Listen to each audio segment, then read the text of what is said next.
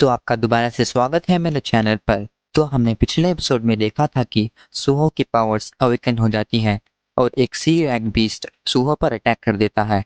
तो अब हम शुरुआत में हेडक्वार्टर से अनाउंसमेंट हो रही थी, यहाँ पर मत आओ, यहाँ पर एक डंजन ओपन हुआ है ऑड्स यूनिवर्सिटी में। हम रिक्वेस्ट करते हैं कि सब लोग यहाँ से जल्द से जल्द एवैक्यूएट हो जाएं। तो हम आर्मी को देखते हैं जो वहाँ पे आई थी। तो उनमें से जनरल कहता है, डैम इट, वहाँ पे लोग मर रहे हैं लेकिन मैं कुछ भी नहीं कर सकता हूँ। ये हंटर्स कब आएंगे जो हंटर्स एसोसिएशन ने भेजा है?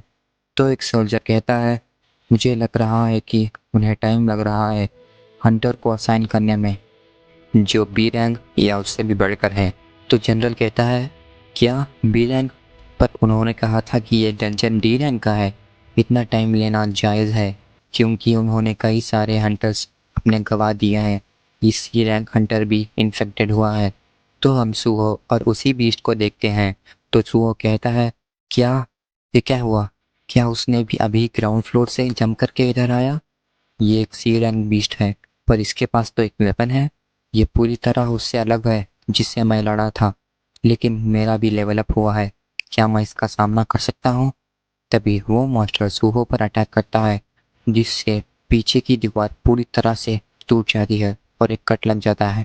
लेकिन सूहो बच जाता है और कहता है, ये तो बहुत ताकतवर है।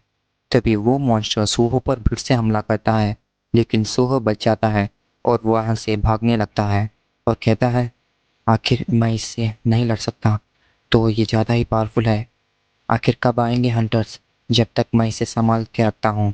तो वो भी वहाँ पे कुछ लड़कियों पर अटैक कर देता है लेकिन सूहो उनको बचाने के लिए उस पर हमला करता है लेकिन उस पर कोई असर नहीं होता।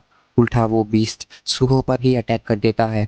तो सूहो अपने रिफ्लेक्स से उन अटैक से बच रहा था और बदले में कुछ अटैक भी कर रहा था, लेकिन उन अटैक्स का उस पर कोई असर नहीं होता और अपने एक अटैक सूहो पर लैंड कर देता है जिससे सूहो जाके गिरता है और उसके मुंह से खून निकलने लगता है।